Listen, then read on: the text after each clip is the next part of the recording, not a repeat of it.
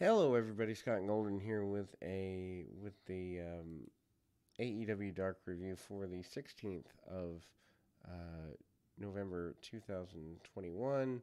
Um, I don't know. As I say with almost every Dark show, there's a bunch of stuff that doesn't belong on here. There's a bunch of stuff that's okay, but again, being a fan for 33 years, in the business for 12, my standards for wrestling are obviously much higher than the viewing audiences in a lot of ways. So many short matches. Why even have people get dressed for these? Anyway, so Powerhouse Hobbs with Hook defeating Jason Strife 218. Strife is a decent name. Hobbs manhandles him the majority of the 2.5 minute match. Strife gets pulled up after a 2 count and then gets hit with a spine buster. And there's a submission victory with a torture backbreaker. Then Andrade defeats Jossie 235. Jossie does not seem to be with Matt Hardy as much anymore. Anyway, Jossie is pretty cocky in the early part, and then we hit a stiff boot from Andrade, then locks on a roll up after avoiding a couple of there's some dodges, and Andrade then yanks him back into the arms, kind of bends him into place, and about a 2.5 minute deal there. Shawn Spears and Wardlow with Tully Blanchard defeat Ark Cannon and Remy D. Ark Cannon been around probably 20 years, if not longer, in the Minnesota area. Fans are on Spears with 10-10-10 chance from the beginning. Cannon also is responsible for co-training Darius and Dante Martin. He gets a big ovation from the crowd, gets a couple shots in before Wardlow destroys him with a clothesline. Remy D gets the tag and Wardlow hits 4 power bombs on him. Why do we need 4 power bombs? I remember when a power bomb was a finish. Anyway, he does take a break between powerbomb 3 and 4. Wardlow gets an easy pin on Remy D after the match. D is acting like he's winning. Ruby Soho defeats Heyman 120. Why even have someone get dressed for 120? Ruby Soho. The song is played for the crowd. She hits the runaway finisher and then no future kick, and then hits a Ripcord Gamagiri. She's probably your most likely bid to be the TBS champion, the inaugural one. Too Fast, Too Fuego defeats Brandon Gore and Kit Sackett, 429. I don't know. The whole Cody under a mask thing to me is just stupid, as is Fuego del Sol. Fuego del Sol gets worked over a bit before finding his partner for the hot tag. The tag leads to a tope dive to the outside, and ultimately Fuego comes in and hits Tornado DDT on Gore, getting the pinfall. There's a fan saying Fuego 3 at ringside. Anyway, Acclaimed defeat Dark Order's Allen Angels and Colt Cabana, 2 of the better parts of the Dark Order, and they're being defeated by an up-and-coming team. I guess it's fine, but it wouldn't be where I would go.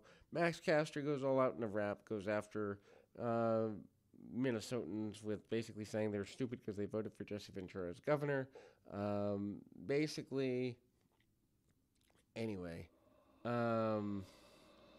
Cabana and Caster do some comedy spots, lots of arm ringers, lots of arm bars, crossbody for near fall there.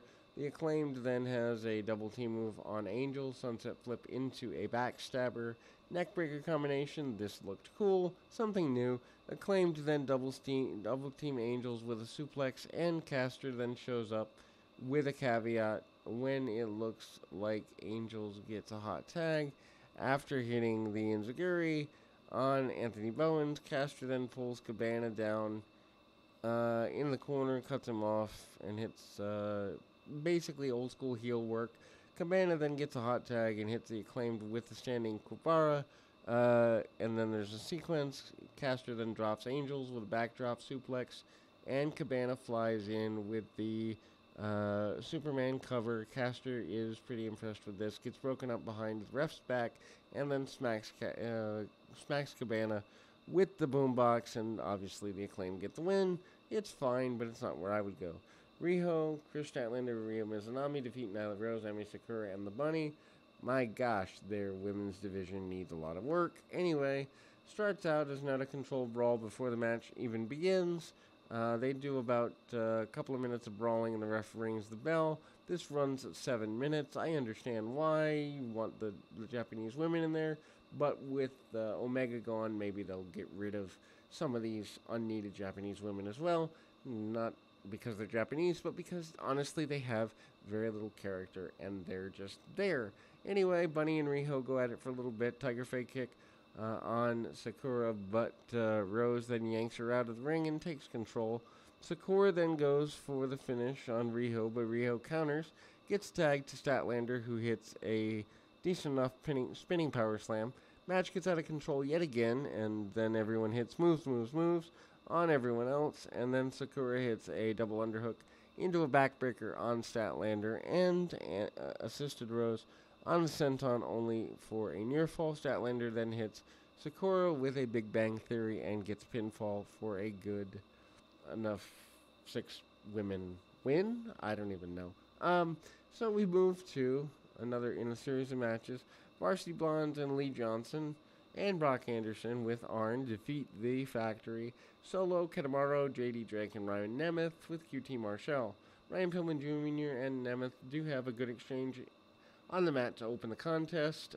Griff Garrison comes in and uses the springboard splash. Nemeth is in the corner, but they wind up with a heel beatdown off of that. Anderson gets tagged and then works over Nemeth's arm. Nemeth then whips him into the knee, and Anderson gets dumped on the floor. Drake then does a pop-up forearm spot using the ropes as a springboard. This leads to lots of heat on Anderson. Drake then goes for the cannonball in the corner, but Anderson gets out of the way, and he gets a hot tag to Johnson. Johnson then gets a near fall on Solo. With the Blue Thunder Bomb, Nemeth comes in with a pendulum DDT on Johnson. Pillman hits the air Pillman on Nemeth. Solo then goes for the sit-out facebuster on Johnson, who backdrops him over the top rope. Drake then hits a flying boot on Johnson and a near fall. Johnson later hits a tope dive to the outside onto a pile of guys on the floor, because we have to have at least 5 of those in every program. So this leads to Julia Hart going to check on her men. Marshall on the outside gets in her face. Arn Anderson gets in his face, and then Julia slaps him back in the ring. Brock Anderson hits a spinebuster on Drake, and Johnson comes in with a frog splash for the win. Then the Meat Man John Silver defeats Peter Avalon 8-22. Why in the world is Peter Avalon still employed? Had no idea. Why are you wasting an over guy like John Silva in this? No idea. John Silver was once known as the Meat Man, comes back, and there is a Meat Man t-shirt on the Shop Zone site. Anyway, he and Avalon, they have some easy early exchanges, shoulder tackles early. Avalon gets a decent length heat, probably too long. So at this point, things continue to go.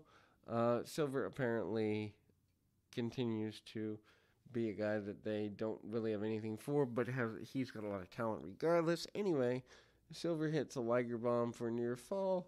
Avalon comes back with a springboard crossbody and a near fall. Both men exchange chops in the center of the ring. Silver comes back with a series of kicks, absorbing the last flurry from Avalon, and hits a release German suplex and a spin doctor for the win. Show peaks with the last few matches, but we go back to complete squashes. Sonny Kiss defeats Adam Grace 2-12. Wyatt can get dressed. Grace has a decent enough drop kick. Kiss gets the win with a fireman's carry into a split stunner. Dark Orders 10 defeats Mikey Wild, minute 30. Pump kick, spine buster, and full Nelson finish on the enhancement talent. Scorpio Sky defeats Craven Knife Not exactly great there. Ethan Page accompanies Sky out, goes to the commentary booth. Knife from Minnesota makes his AEW debut in a losing effort to Sky, who wins with TKO. They could have shortened this up by quite a bit, but they continue not to. We'll be back with more right after this.